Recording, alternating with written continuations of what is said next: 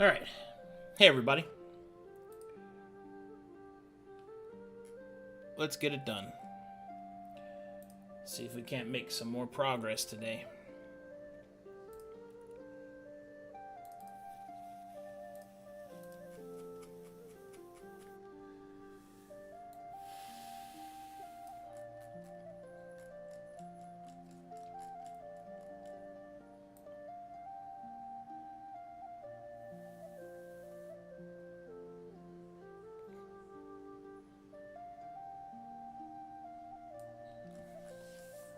Okay, let's see. I think I left on glass. Yeah.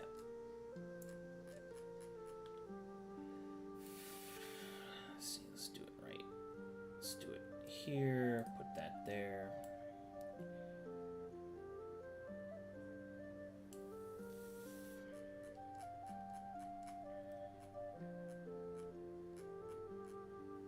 Okay, I was on the Taoist.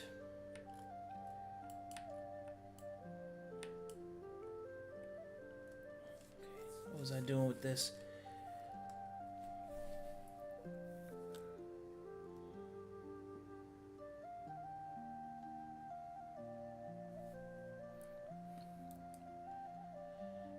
Also, can you guys hear me? Make sure everybody can hear me.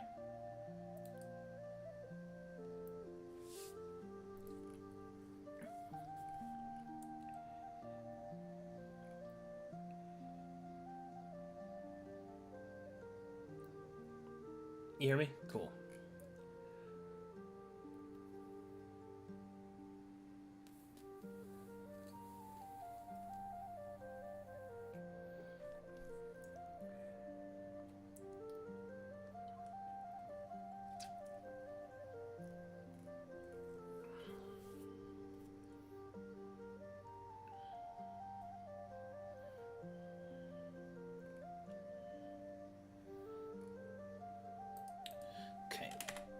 Mantras.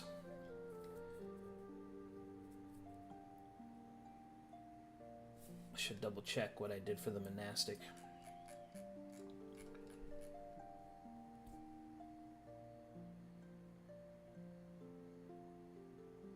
Okay.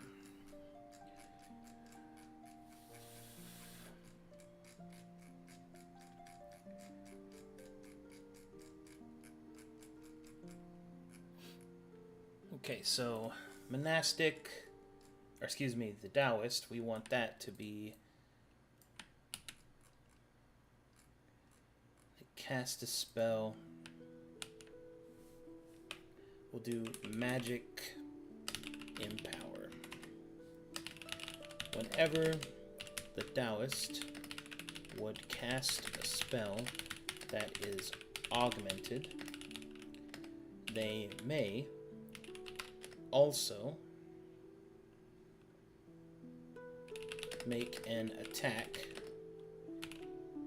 make an unarmed attack. The APC of this attack. Actually, should I do a free attack?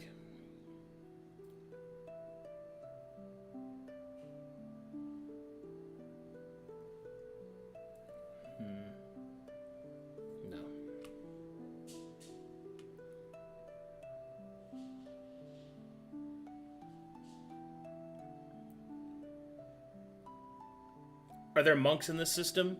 Yes, Miles Knight, but they aren't called monks. There's a monastic, which has already been made, and then there's the Taoist. And there's going to be a couple other classes that'll use unarmed strikes.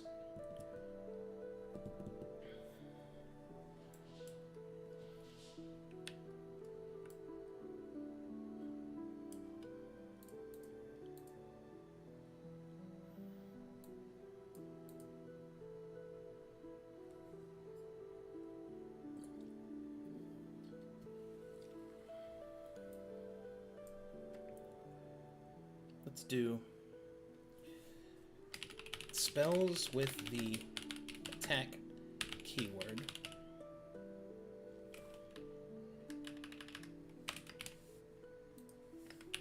May be cast through an unarmed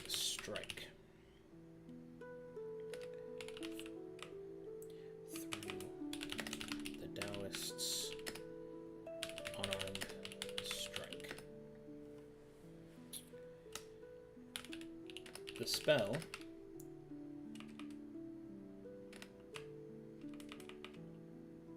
when cast this way, the spell's range and targeting parameters follow that of the unarmed strike of the Taoist. Am I spelling that wrong? I think I'm spelling that wrong. It is A first.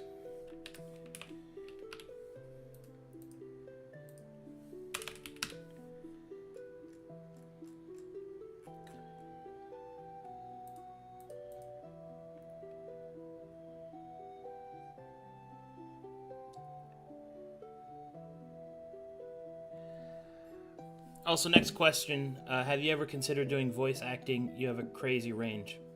I mean, that's what I do when I'm running games, you know? But, I mean, yeah.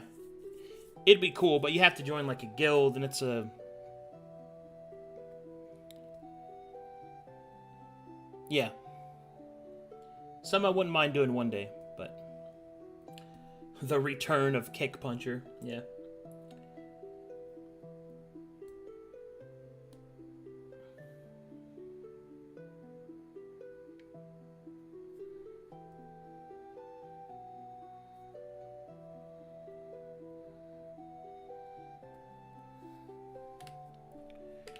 Whenever the Taoist successfully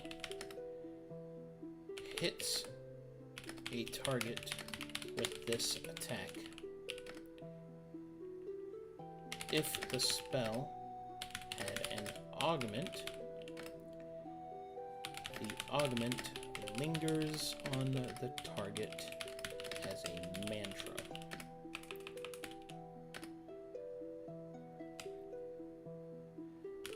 A mantra lasts for the remainder of the combat.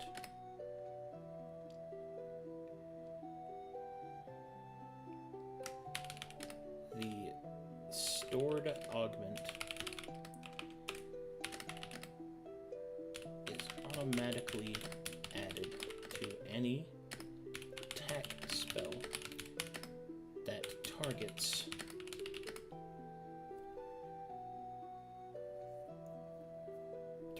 this creature.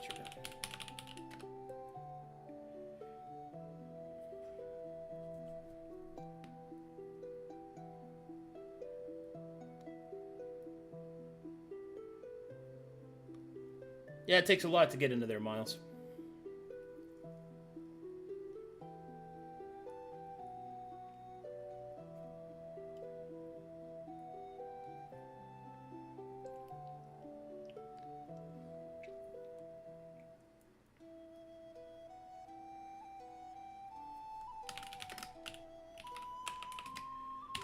The Taoist can have a number of mantras active at a time equal to their... What should the Taoist be?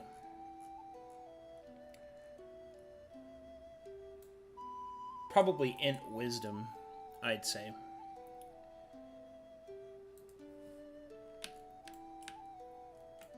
It should be Int Wisdom.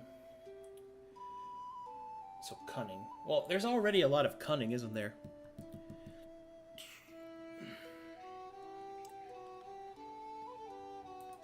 I shouldn't let that control me, though, because I should just do what makes sense, and if I gotta go back through and augment stuff, I'll augment stuff. Because Kenna has made that, what is it, that chart, I think it was.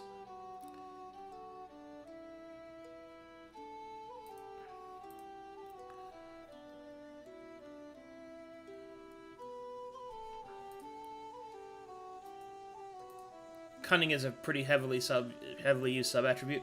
Yeah, but it's also like it fits. It should be Int Wisdom. It's probably going to be Dex, Con... Dex, Wisdom, Con, Wisdom, Int, Wisdom. So it should be... Willpower, Cunning, and Wit. Yeah, I think so.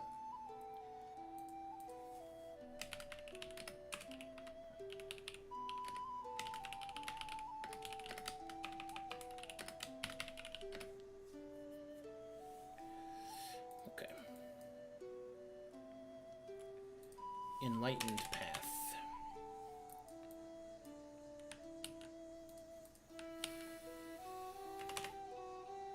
Let's see, what did I do with the... What did I do with the monastic?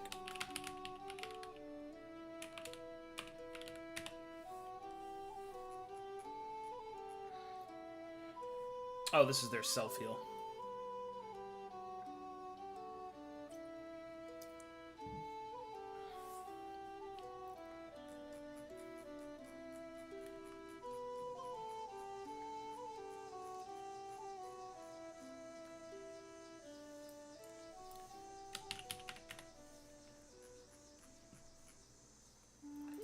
Let's see.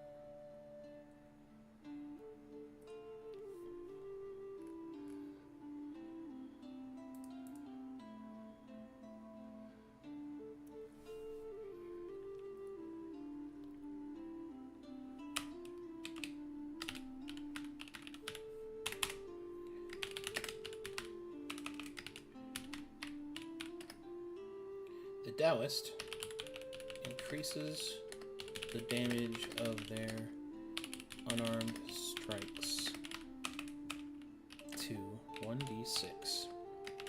In addition, they may spend mana instead of APC action points to attack with their unarmed strikes. Attacks made in this way cannot produce mana,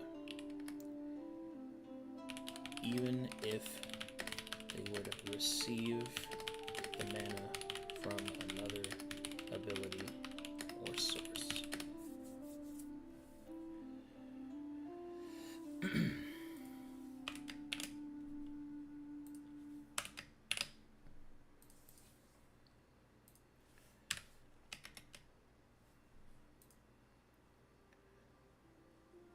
How am I holding up? Am I feeling closer to 100%? Yeah, I'm pretty much back.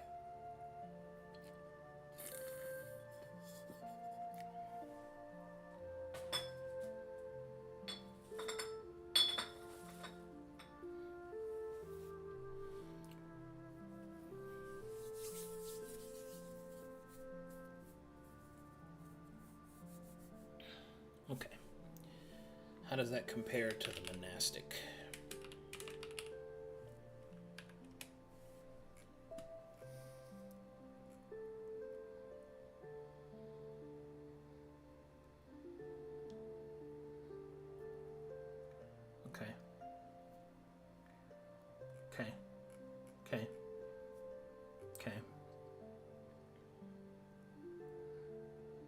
Okay.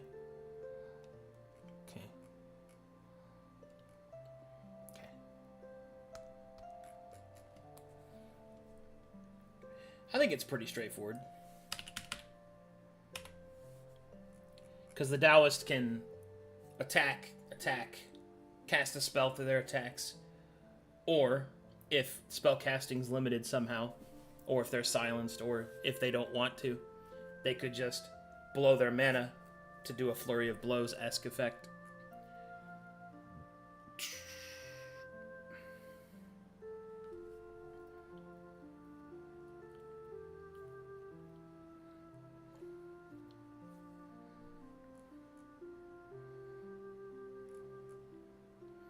I think that's good.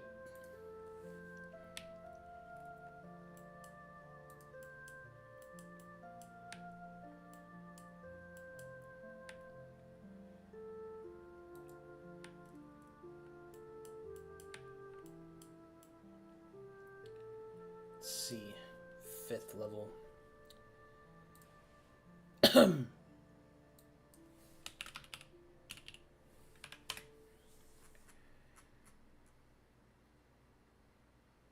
5th level is the monastic gets juiced.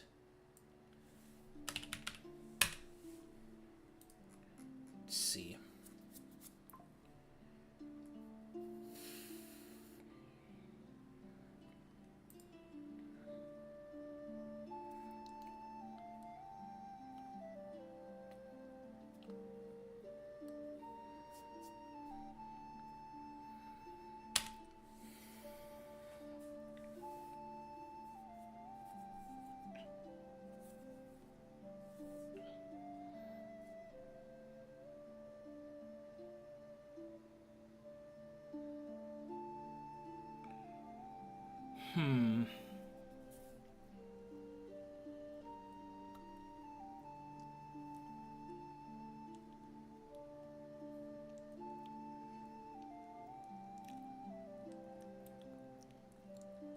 Ooh, that's cool.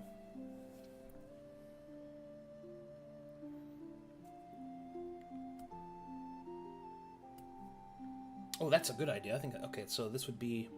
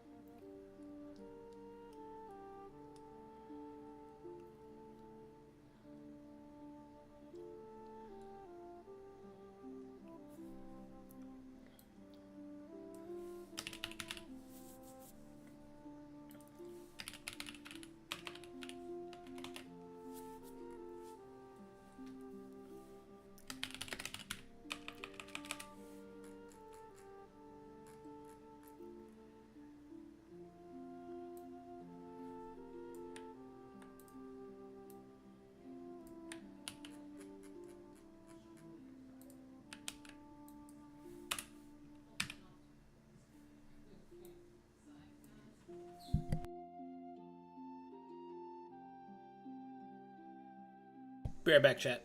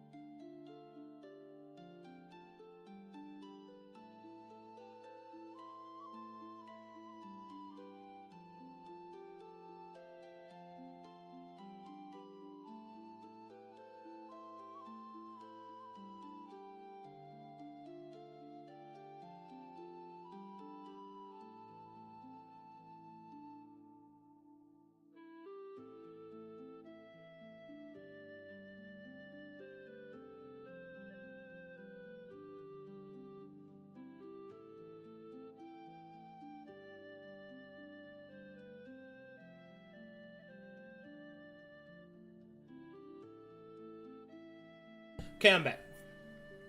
So what I'm thinking with this Mantric Seal ability, kind of walk you through where I'm going with it, is, so the idea is the Taoist is a spellcaster, but they're like a close range spellcaster, kind of. So they could cast from far away, I guess, but the fundamental aspects of it is that the Taoist attacks through their casting, or, casts other spells like that. And then they can also change the damage that their unarmed strikes do to the elemental damage, and even have the ability to critically hit and afflict, the elemental afflictions through it. So the idea, to kind of get everybody caught up, is that the Taoist will lean into the elemental uses. So with mantras, they will attack somebody with fire, stick it to them. Attack somebody with cold, stick it to them. Attack somebody with lightning, so let's say they have a +3 wit or whatever. So that enemy has 3 just chugging elemental abilities on them, and each spell applies it again, so it stacks it up and keeps it healthily on them. And then, as like a finisher move, they can use Mantric Seal. So the idea is that the Taoist has the ability to cast through a target that has a mantra on it. So they can cast a spell, but the origin point is the mantra, and doing so expends the mantra and causes like a big damaging area around it, and also casts the spell. And I think that's kind of like the finishing move I was going to have them do. I'm also going to make it cost resolved, because it's a pretty big one. But that's like their finishing strike. I think that's pretty cool.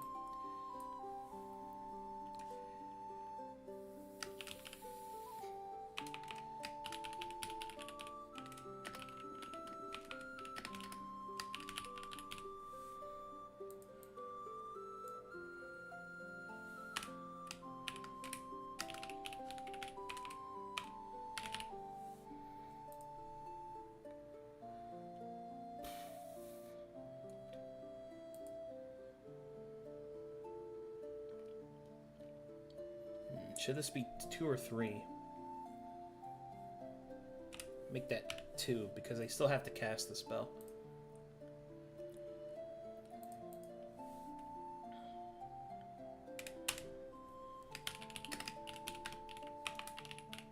The Taoist enacts a chant that causes the next spell they would cast this round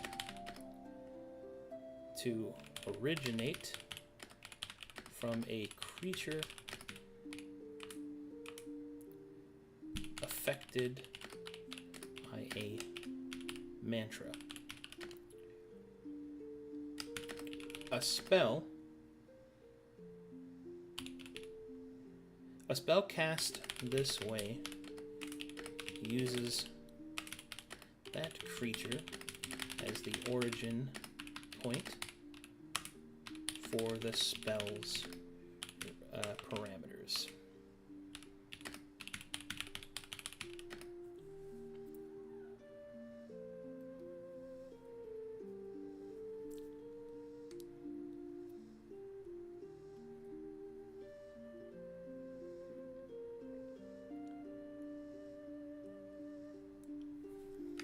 The mantras are expended in this process. If a mantra is expended,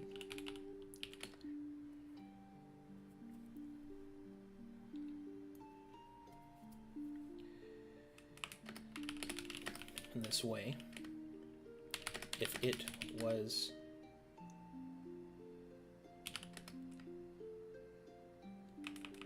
if it contained an elemental, any augment,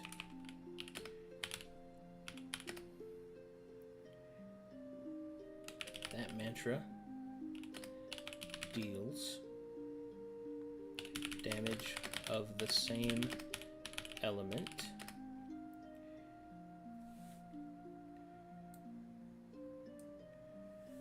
all of the mantras are expended in this process. All of the mantras on the target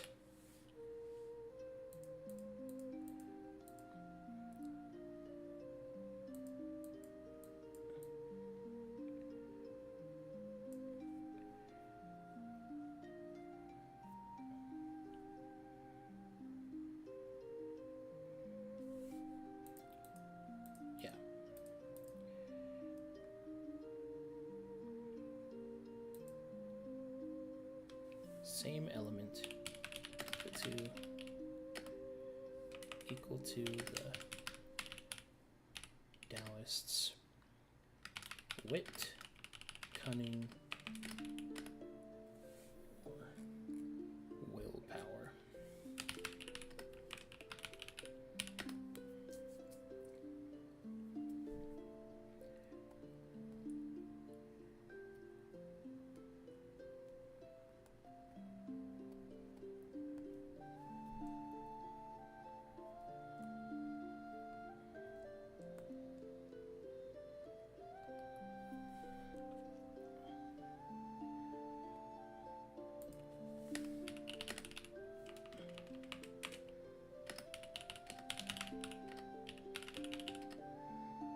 Add their stored augments to this spell and are expended in this process.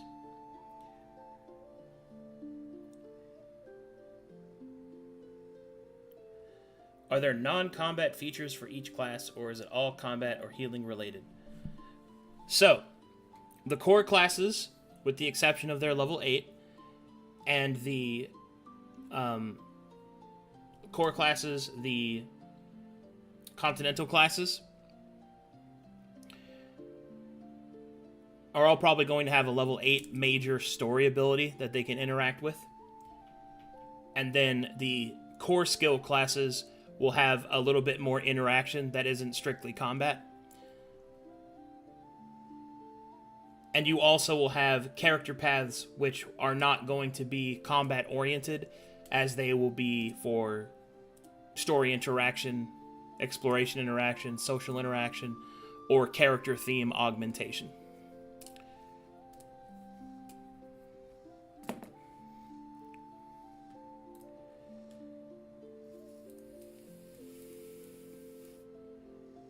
Also, there'll be plenty of spells that won't be combat based, so.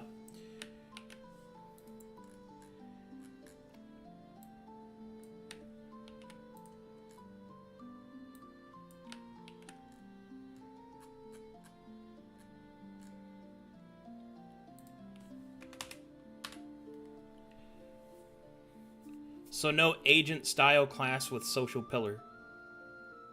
How does anything that I just said tell you that that does not exist?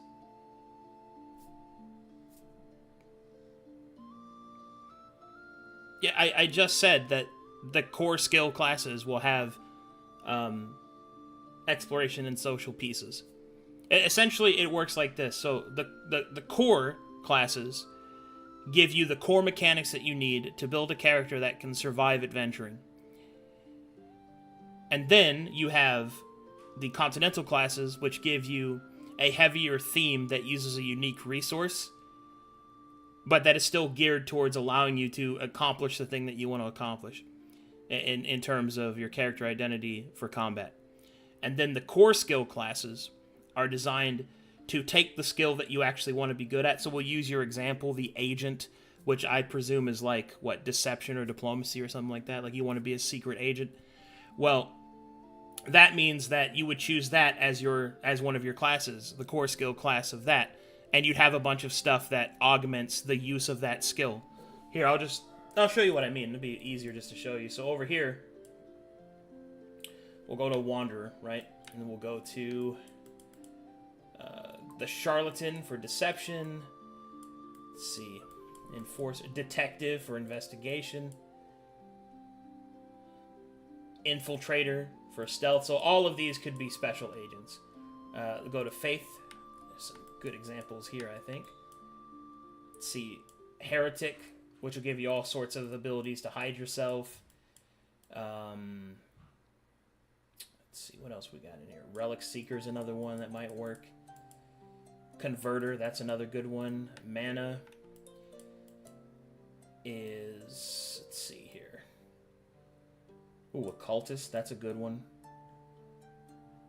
Let's see here. Eldritch Trickster is a nice one. Eldritch Trickster will give you the ability to change your face and stuff, which is incredibly useful for secret agenting. And let's see, and then for Warrior we have... Oh, I don't have the things attached to them. We have Tactician, which is nice. Strategist, Officer, Outlaw, which will have some nice stuff as well. Commando, you know, things like that. Alright, where was I? I was under Mana. Taoist, okay. Mantric. Seal.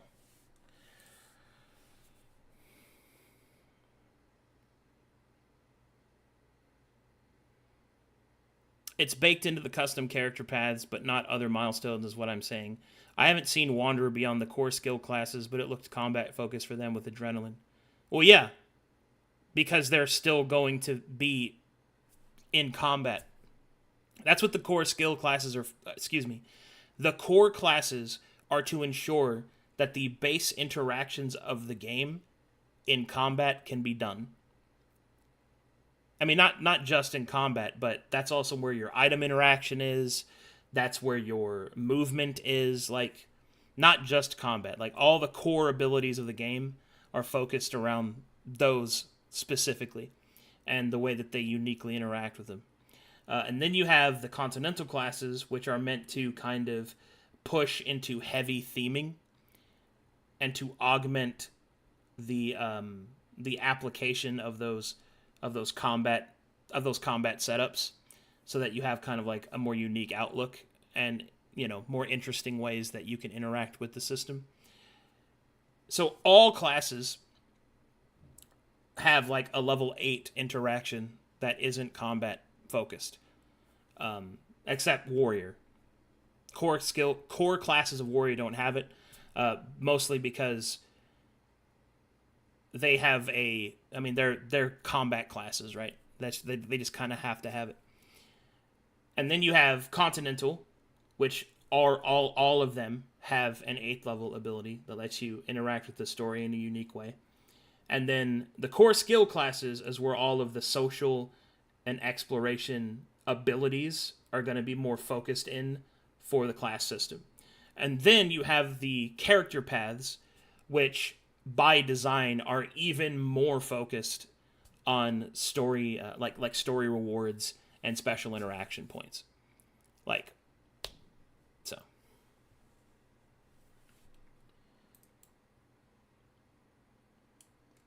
My hope is that the system will prevent people from making a useless character that's just bad at everything, you know?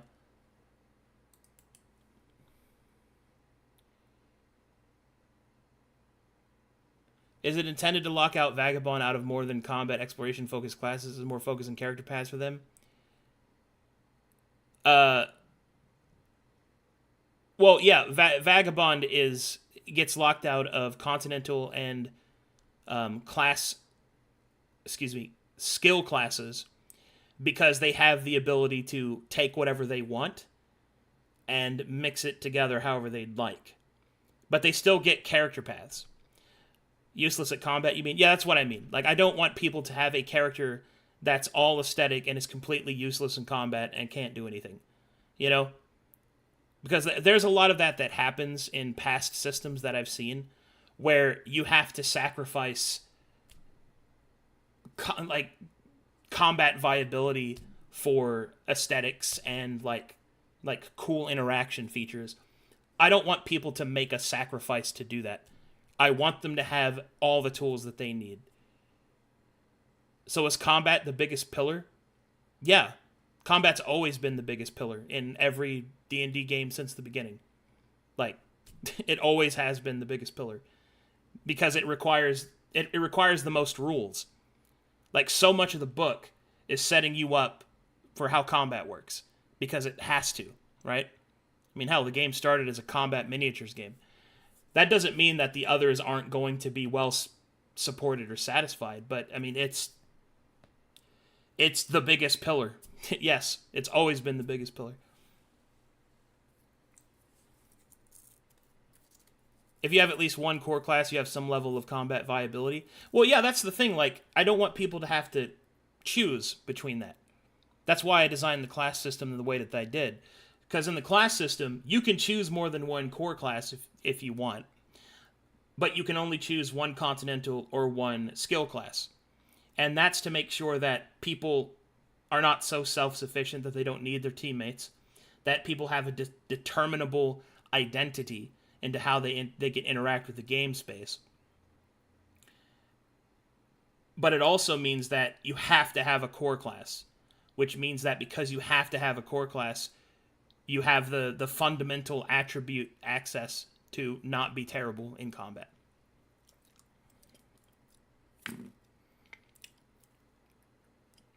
That being said, I mean, the character path system is going to... I really think people need to put more weight into that system because that's going to be huge. That's where you're going to get a lot of the stuff that's going to make your character really fucking cool. Like, that's where all the soul's going to be. You know, that's where the fuel is. Like, this is just engine building. So, I mean, there's a reason why you get this whole thing on a level. It's a pretty big impact. Anyway.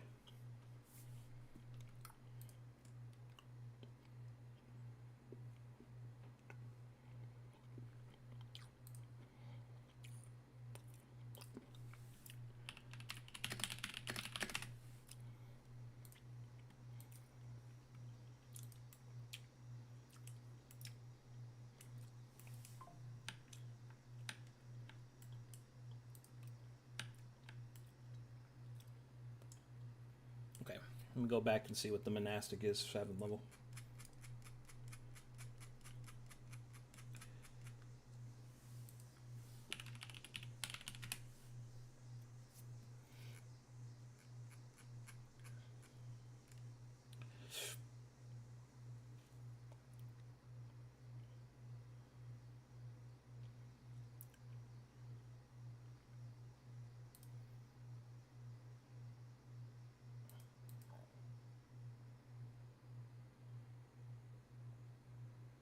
Oh, here's a good example.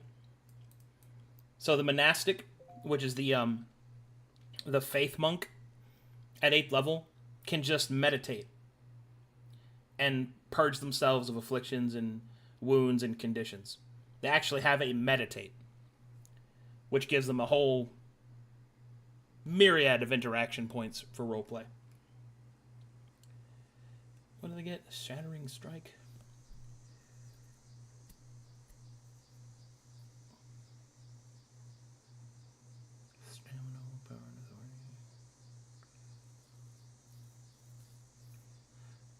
Oh yeah, this removes the this is an ability removal. Yeah, that's right. That removes buffs. It's very good. To make the Taoists kind of stick out though.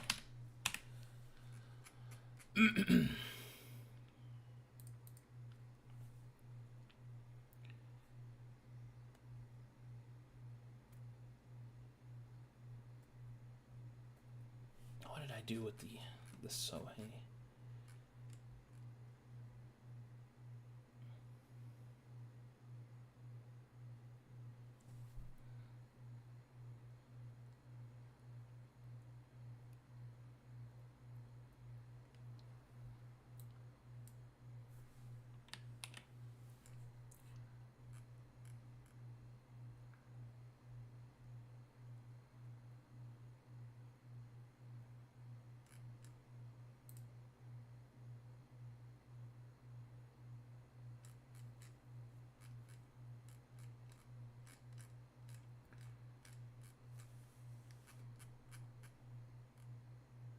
Man, this is probably one of the coolest ones I've made so far.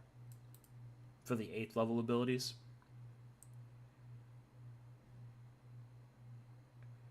I think it would be nice if there was a roleplay out of combat oriented option at level 1 and level 8. So you have something early on rather than only a higher tier of play. You do. It's called your starter character path. Your origin path gives you that.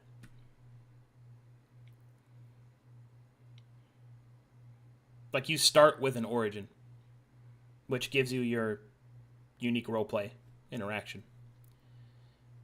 And then at level 3, you get another character path. And then at level 6, you get a character path. And then at level 8, you get to choose one of your class ones.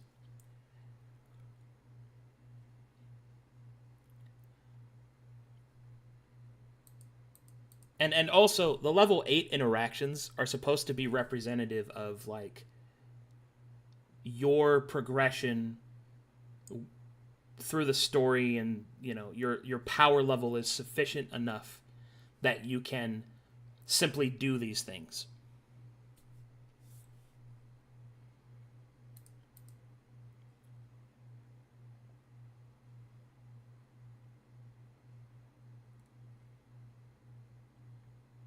Like the 8th level one for Samurai is you are officially recorded in the Scroll of Musashi. You are allowed to start your own school and be recognized as a master.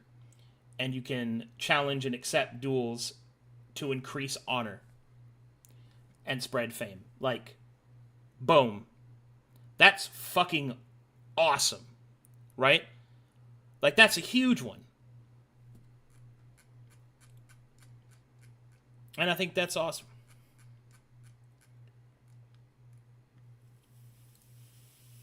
Anyway. Okay. So if that's Shattering Strike, then I should probably do...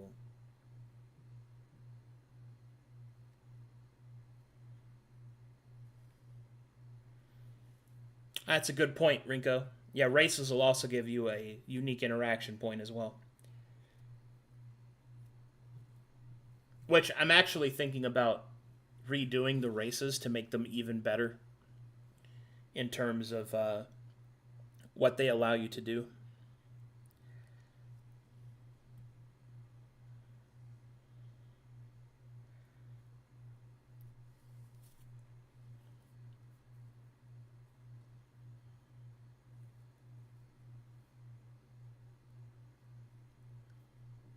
Yeah, I am not concerned with a player's ability to roleplay with catalysts. So,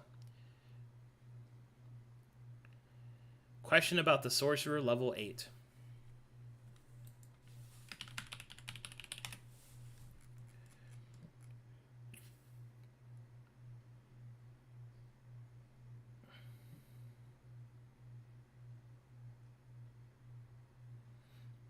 How does this work since mana reset start at combat is more of an out-of-character focus? So the mana well is literally... It allows you to cast... You can cast spells outside of combat. So, like, spells like Sending or spells like, you know, Teleportation and all that. Those spells will exist, and you can cast them outside of combat. But the thing is it takes you an hour to get 1 point of mana outside of combat. So... The mana well allows you to, as a sorcerer, to conjure mana, which is your whole thing, give everyone mana in the party, and have the amount of time it takes for them to generate it. So if you want to cast a bunch of out-of-combat spells, like create golems, or craft walls, or do all this other shit, then you literally have a sorcerer just summon a mana well. Boom. So not only is that useful, but it's roleplay centric. Like, the mana well can take any form you want it to be. It's pure mana. You can roleplay your ass off. There's all kinds of stuff. Like you could play a sorcerer whose mana well is a giant keg of ale that he pours drinks for people. You know? Or you could do, like, you're like a barber sorcerer, and you summon a barber's chair, and you give mana to people by giving them haircuts. Like, All kinds of cool stuff that you can do with that.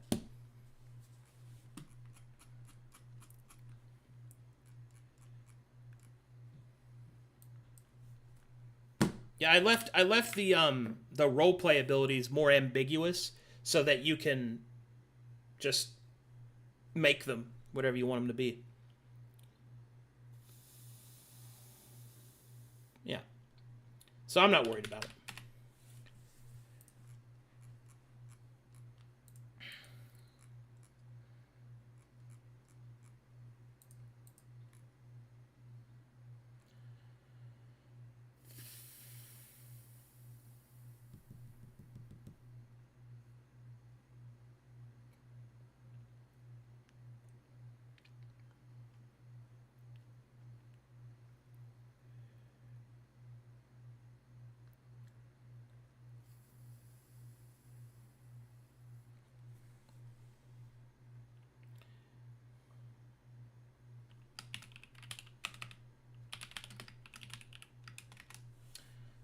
Spiritu Palma.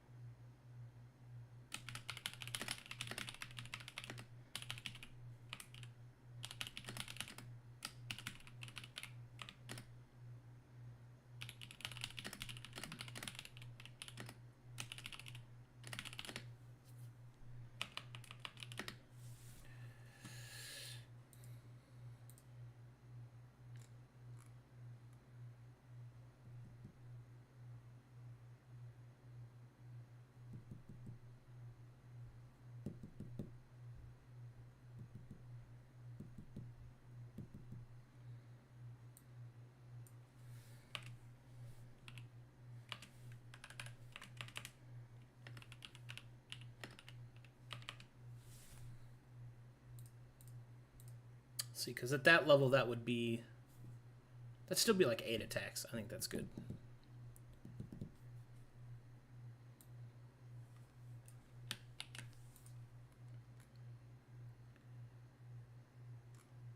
How do you do professions like alchemist or smith? Is that not going to be a thing?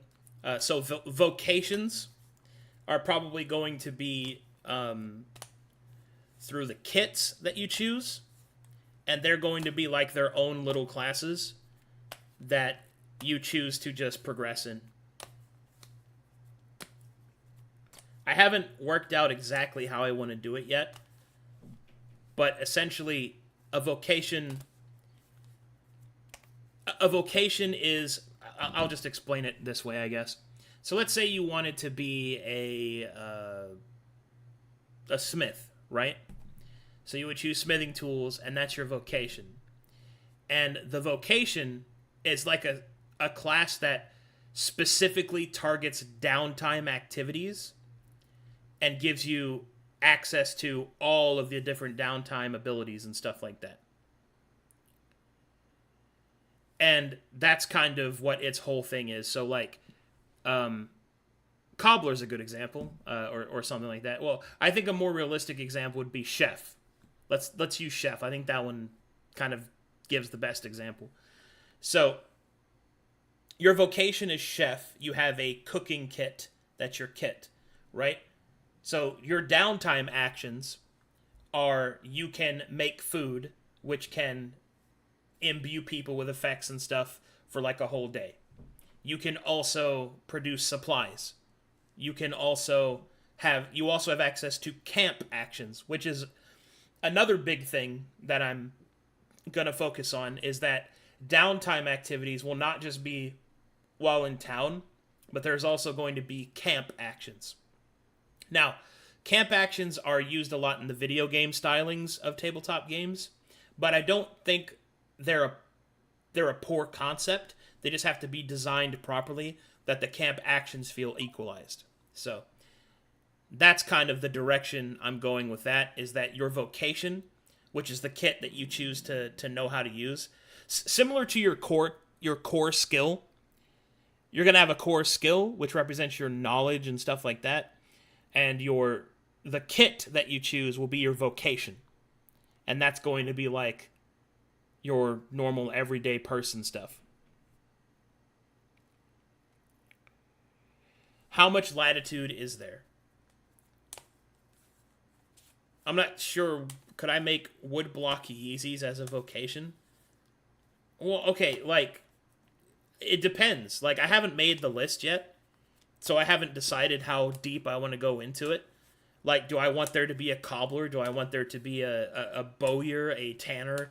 You know, do I want to go that far into detail, or do I want to do basic, like, leatherworking or enchanting? You know what I mean? I haven't decided which kits I want to use. I do know I want to redo the entire kit system, because I definitely do want there to be some level of interaction there. It's just, I don't know how deep I want it to be. And one of the big things that I really don't want to fucking do is a crafting system. Crafting is ass. Every single time I have ever tried to implement a crafting system, it has not produced more roleplay. It has only produced more munchkinism. So I'll have to figure out how to do something about that this time around. Because so many of the vocations produce something. They craft something, right? So all of most of the vocations are going to do that. And it's just a pain, right? It's really fucking hard to make it to where not only is it hard to balance, but it's like, there's also people that just don't like that shit, right? There are people that don't like there are players that abhor logistics.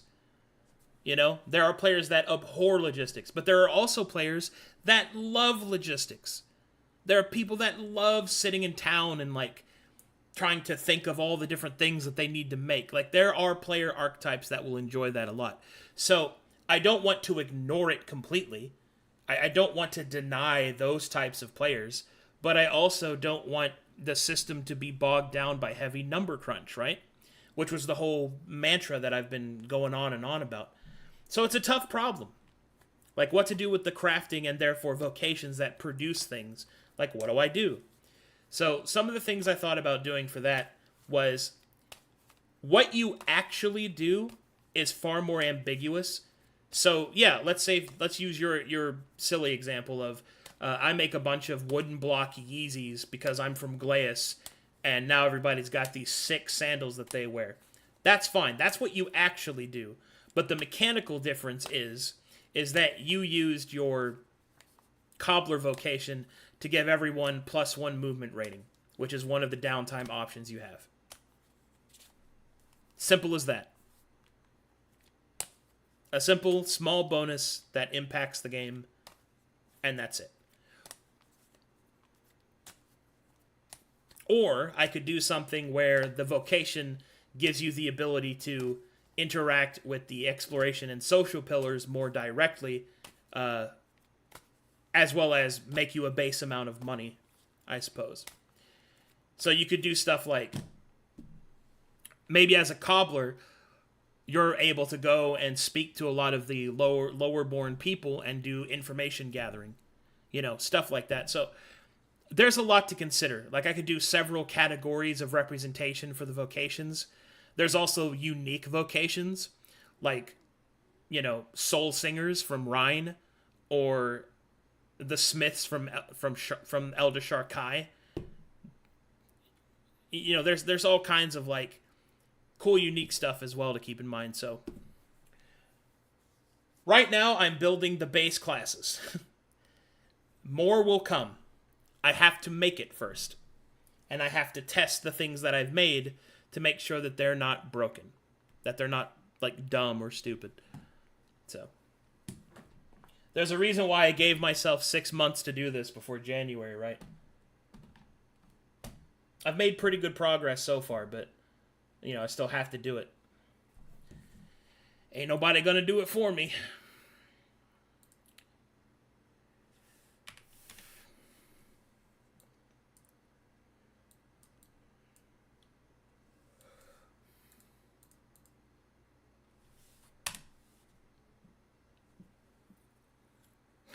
Hell, I think my real challenge is what I'm going to do with songs. I think those are going to be even harder than vocations.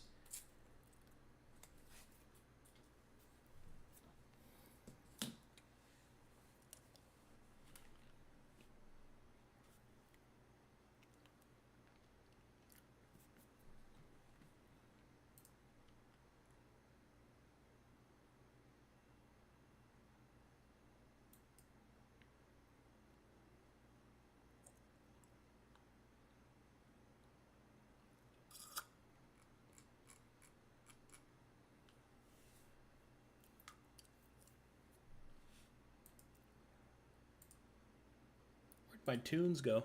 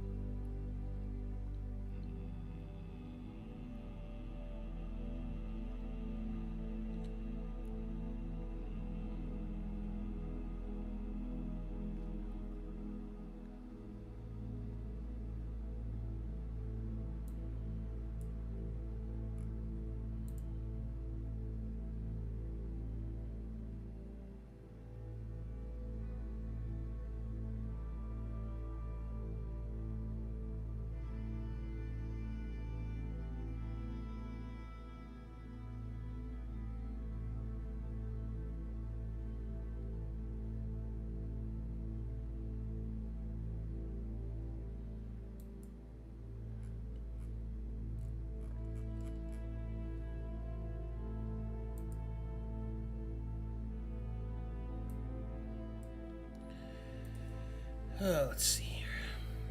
What am I going to do with this one?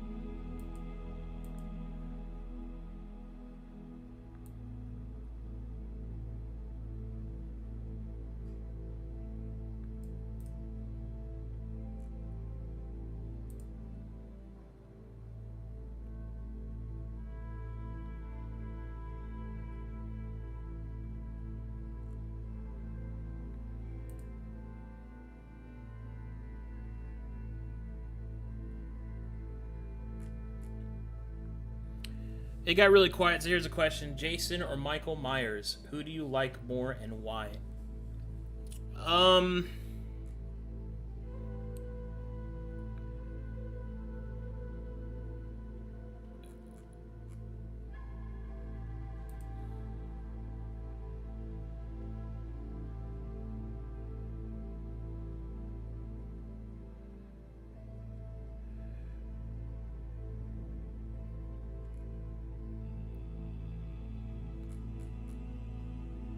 Honestly, I don't really like slasher film enemies because, like, I guess if I had to choose one, I'd choose Jason because he's like supernaturally evil. Yeah, or excuse me, he's like supernatural. Like he's got a healing factor, supernatural strength and stuff like that. Michael Myers is like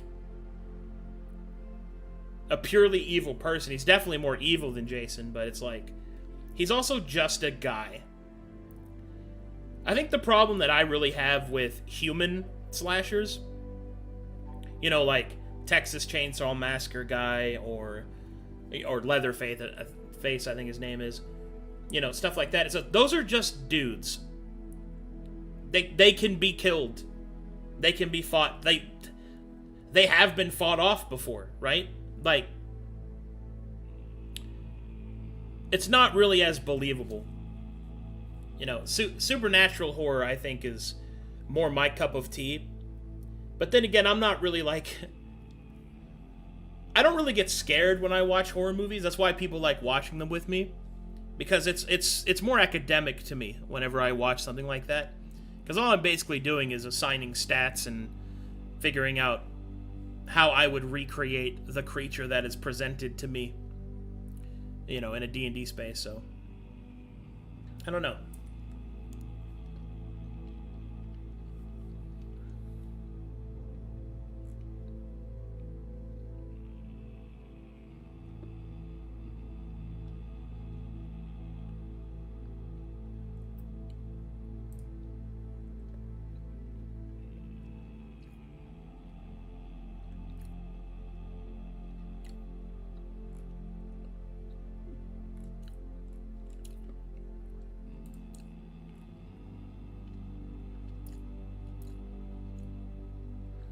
So I like Hellraiser? I mean...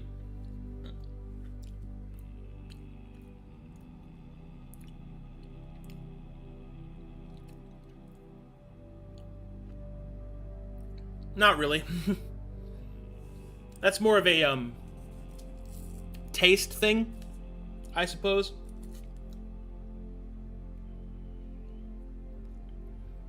I think the Hellraiser is cooler than the two of them, but that doesn't mean I, like the movies, you know.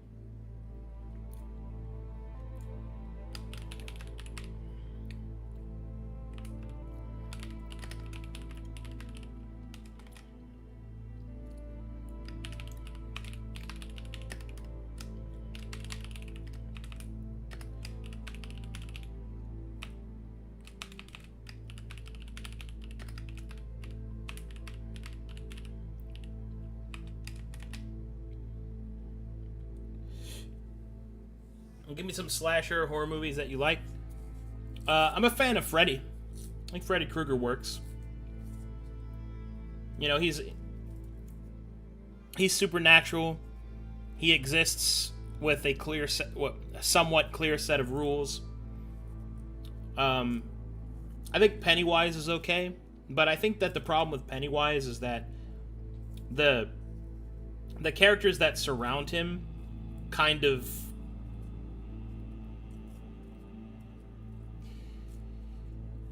I like him. It just kind of doesn't really hit the same way when I go back and watch those movies. I have not watched the new ones, like the remake. I've heard that was good, though. I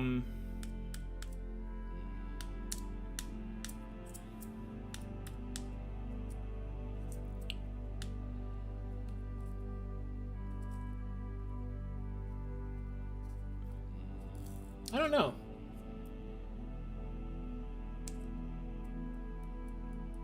Can't think of any of the other ones that really stand out to me. There's some indie ones like, what is it, Dead Silence, the one with the puppets. I think that one was pretty good. There's also, I thought Smile was pretty good at first, and then it just kind of, when the demon was revealed, it was really kind of dumb, and it ruined it for me.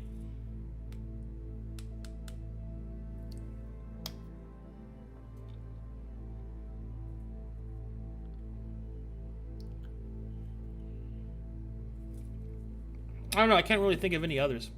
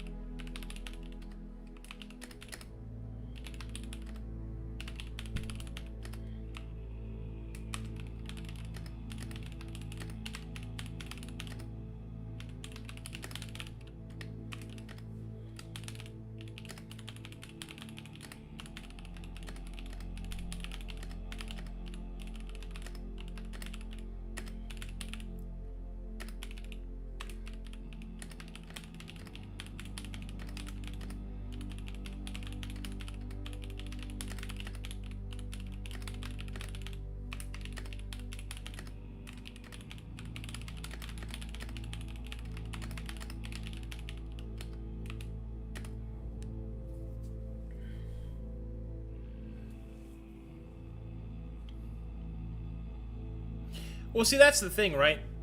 Like, I think what made Smile such a good movie until the ending was... So an old horror adage is, the monster is scarier the less you see of it, right?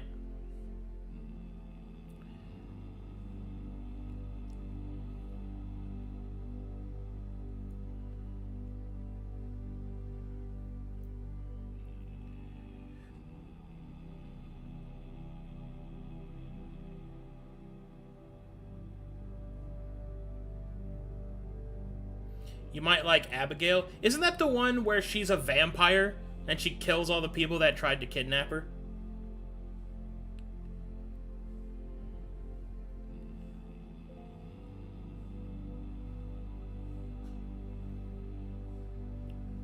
The Thing comes to mind.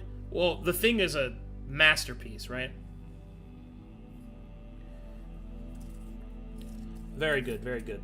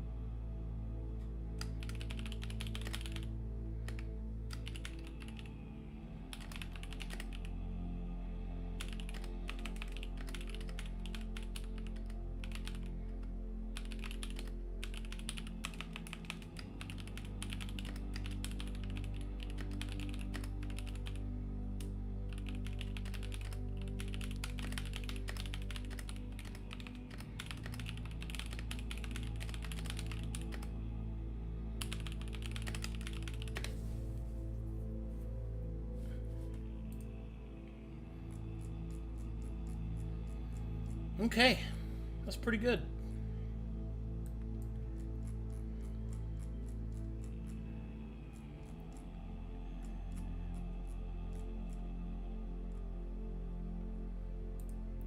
Shinobi.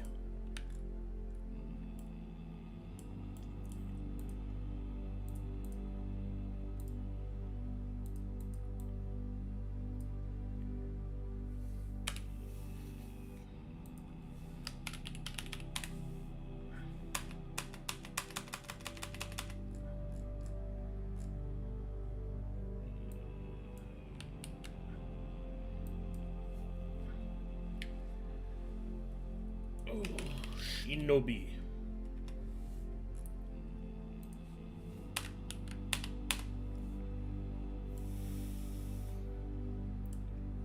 Sneak attack.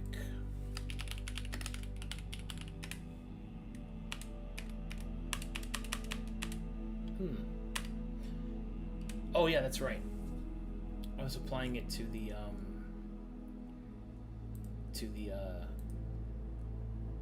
core classes. That's right. Yep. Sneak attack. Means I have to define what sneak attack does. That's something.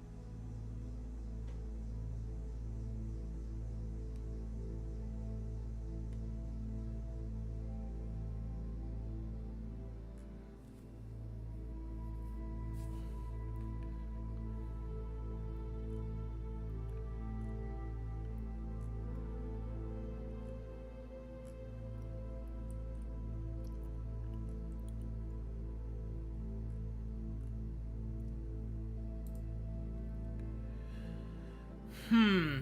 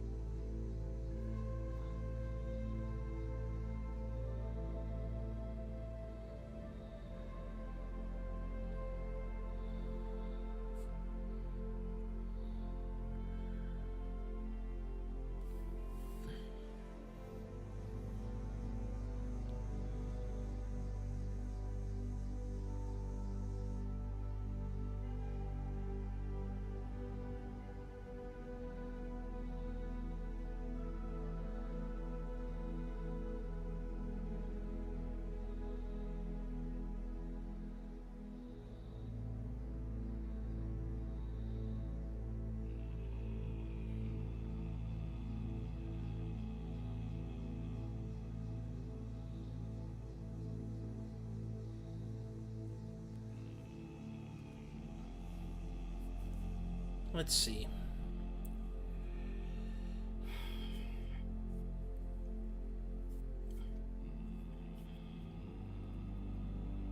Okay, I think I figured it out.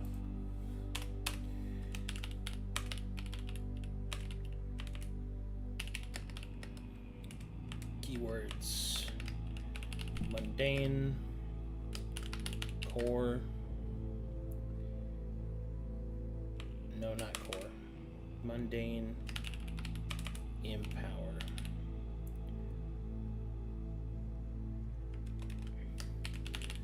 Whenever the shinobi attacks an enemy, if that enemy performs no reactions, the damage, hold on, no reactions, and the target does not have any allies within 10 feet of it, within 10 feet, damage the shinobi deals with that weapon has its damage maximized.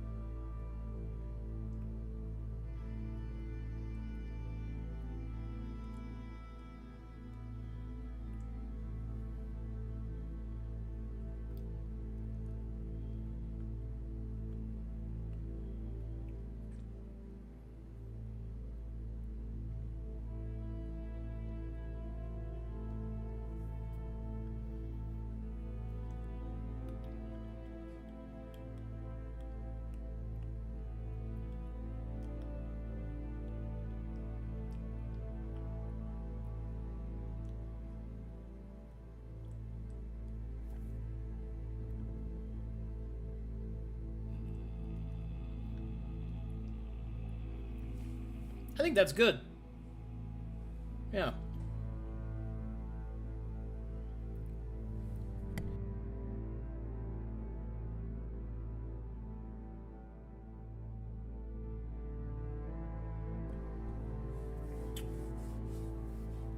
I think that's good.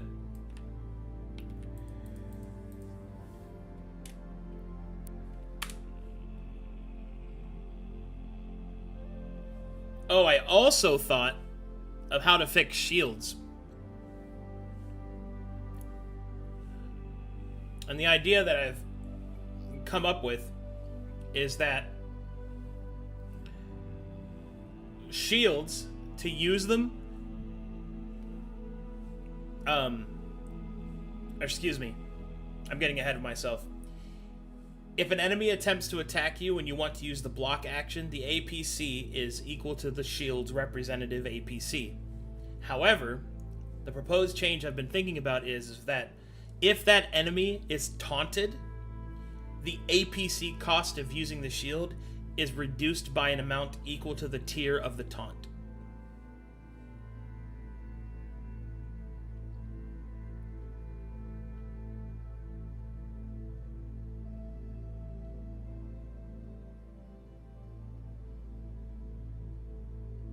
I think that's what I'm gonna do for blocking.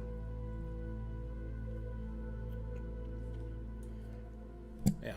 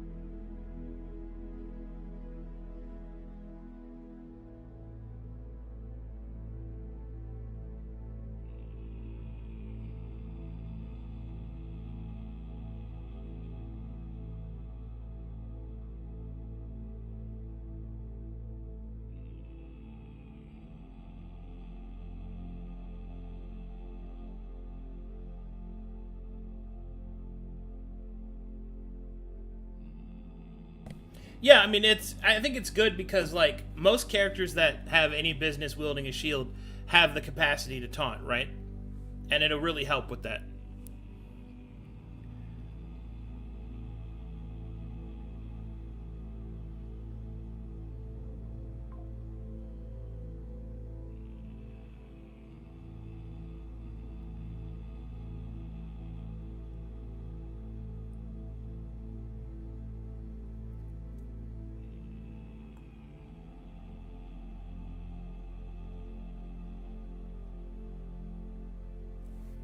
I think that's good.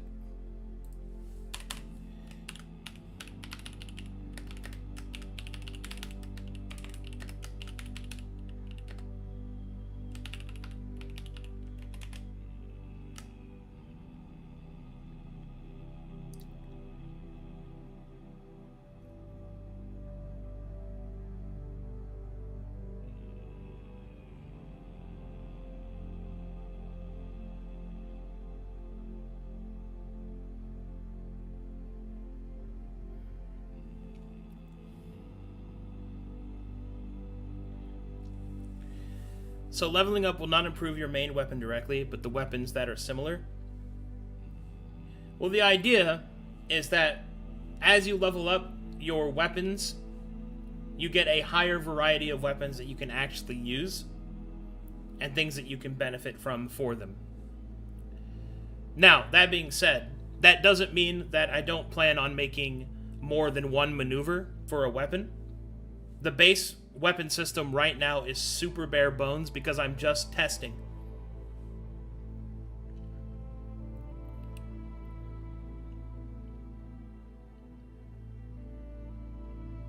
So it's certainly not going to be the case that every weapon will only have one maneuver.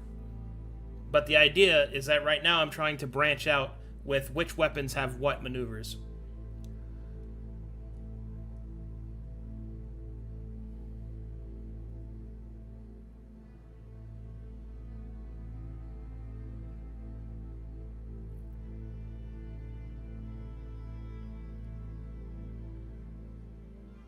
It's also why I'm making a weapon hierarchy.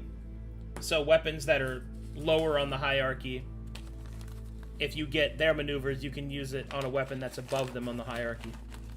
Or at least that's the general idea.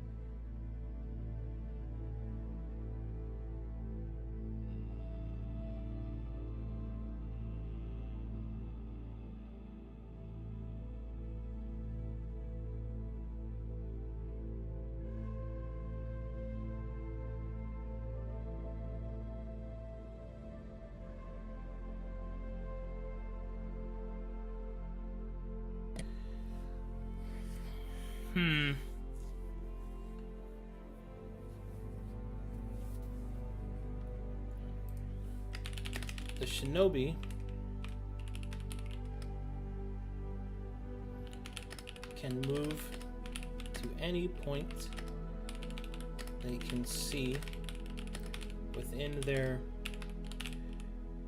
movement range. This ignores elevation, difficult terrain, and squeezing spaces. As long as it is possible for the shinobi to physically exist in those spaces, they can move to those points within range. However, the shinobi must have a physical point in which to stand at the end of that movement.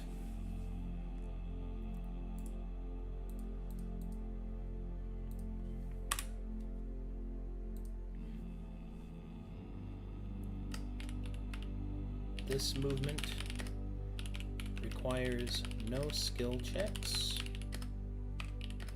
unless the shinobi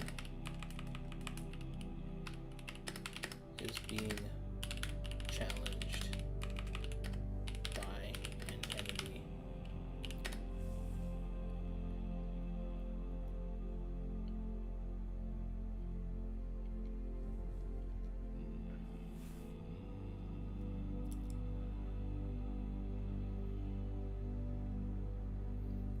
Hey Arcadum, just finished up Season 1 of Bound and Broken. That clash at the end had me on the edge of my seat, man. Which campaign do you recommend me going to next before Season 2 of Bound and Broken? Well, if you really like that, you might try Sagas and Solace if you want some deeper lore exploration. You could also do Brass Tacks if you want to see some... Well, if you want to see some dire straits.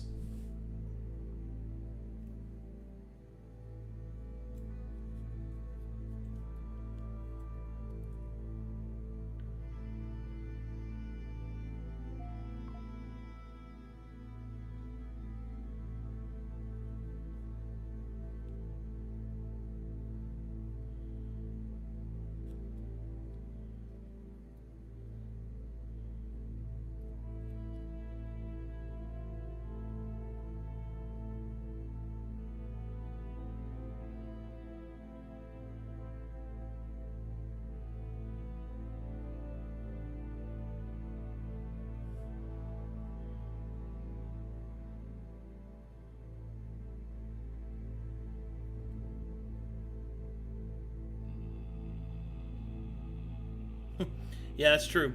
Forgotten City Season 1 has some crazy stuff as well.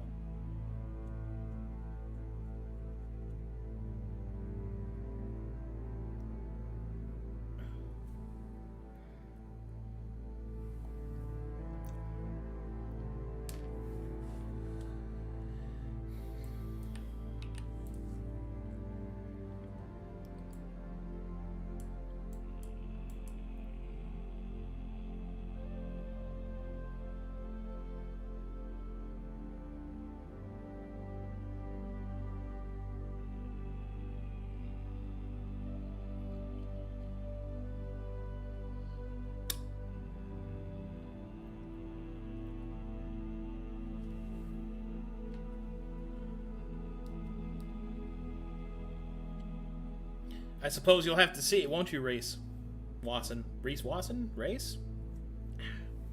Man, my fucking tooth is killing me. Give me a second, guys. I'll be right back.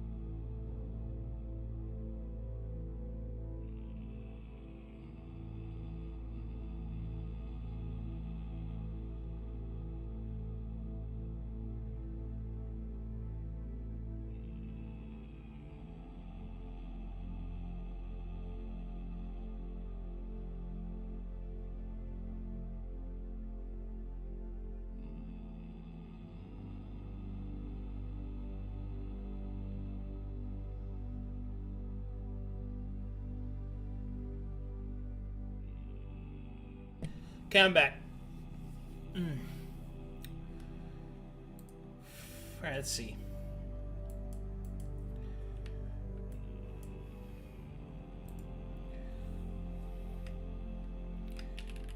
Let's see. Shinobi tools.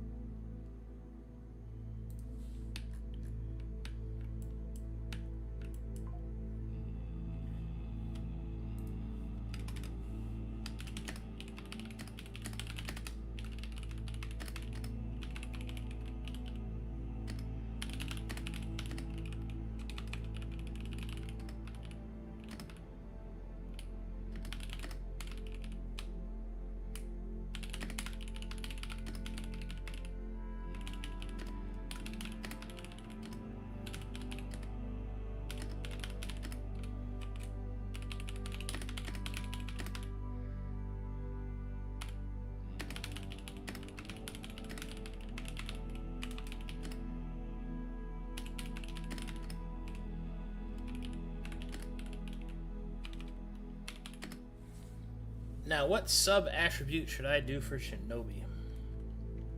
Shinobi!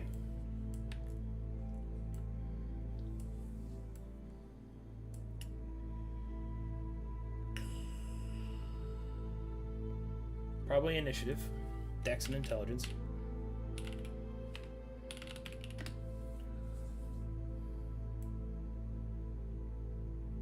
Con and intelligence. Tenacity.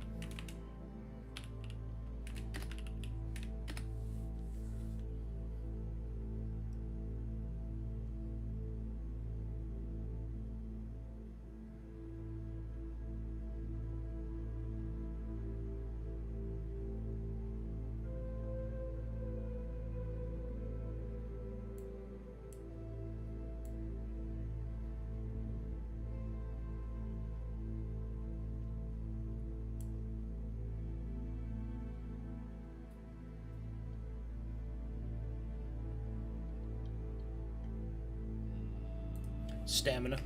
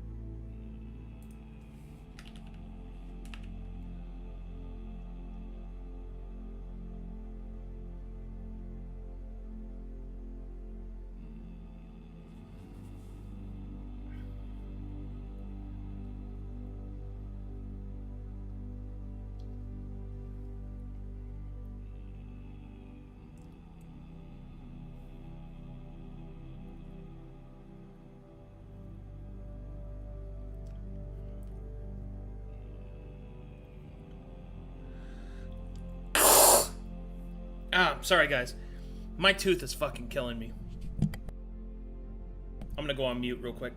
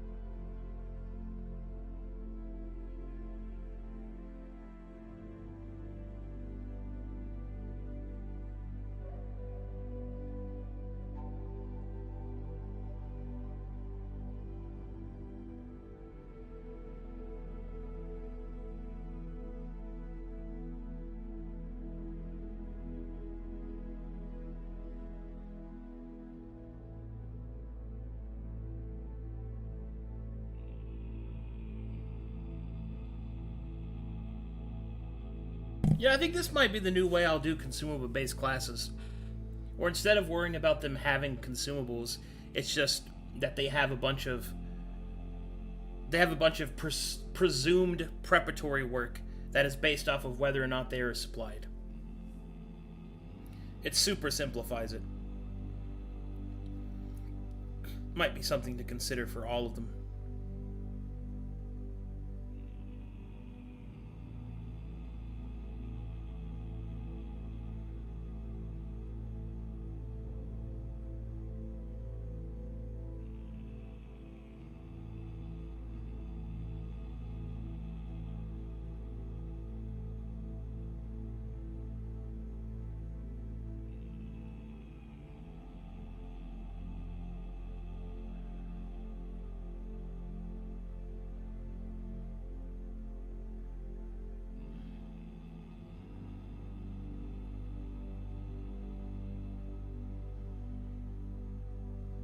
Yeah, I think that's good. The more and more I think about it, the more I'm really leaning forward. Like, I'm really leaning into it. I think it's really good.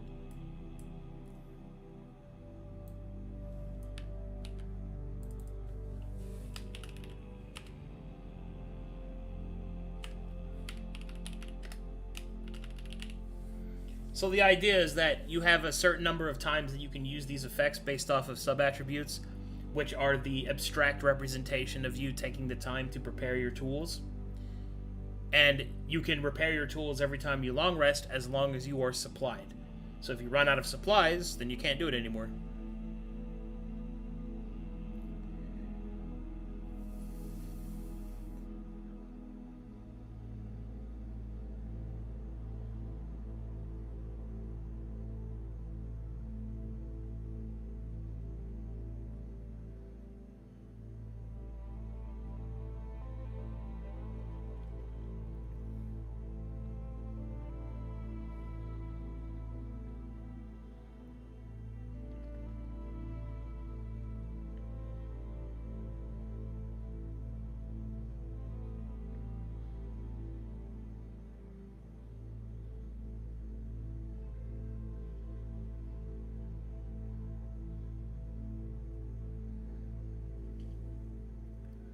All right. I got about 4 hours till the sessions start.